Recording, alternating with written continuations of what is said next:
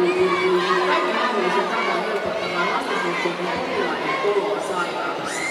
Monet näistä pienistä potilaista joutuu viettämään lastenklinikoilla pidempinä aikoja kuin omissa kodeissaan. Näin ollen hoitokeinojen sekä laitteiston parantamisen ohella on tärkeää, että lastenklinikoiden osastoista saadaan tehtyä viihtyisiä potilaille. Ja kumpien varalla klinikoilla hankitaan kaikkea sitä, mistä lapset tykkää erilaisista peleistä, kirjoihin ja telkkareista pelikonsoleihin. Tämän lisäksi odotustiloja ja potilashuoneita ostetaan viihtyisellä. Lisätietoja näistä suorista tavaralahjoituksista saa kumpien verkkosivuilta osoitteesta www.kulttuuri.com.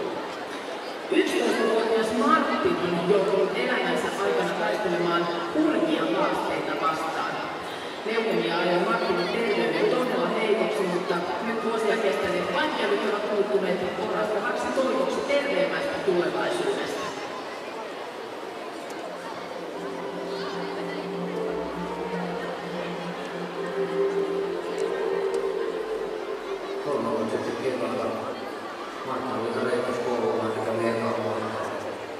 Sitten siinä Arja lomassa, niin Marttille tuli tämmöinen yli 50 kuu lääkäriä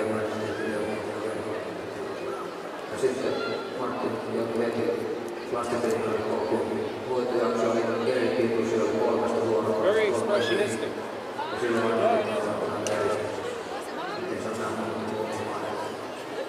I can't move right now though. Diagnoosi oli liikasessa luvuun. Tauti uusi, se leukemia uusi. Ja se oli yli 10 vuotta syntynyt. Se oli taas vielä yhtä iso sopu kuin se ensimmäinen. Mutta sitten kuitenkin tuli tämä uusi takaisin ja sädehoito ja sitten kantasmusi.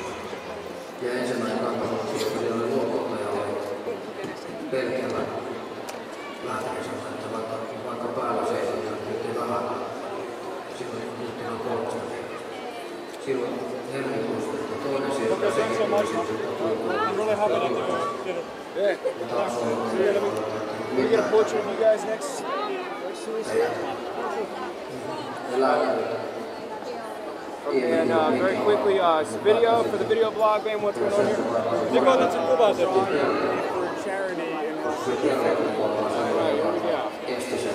And one for the picture. And here we go. And let me see the picture. A little bit of side. Okay, and hold it. Shake hands, if you will. 3, 2, 1.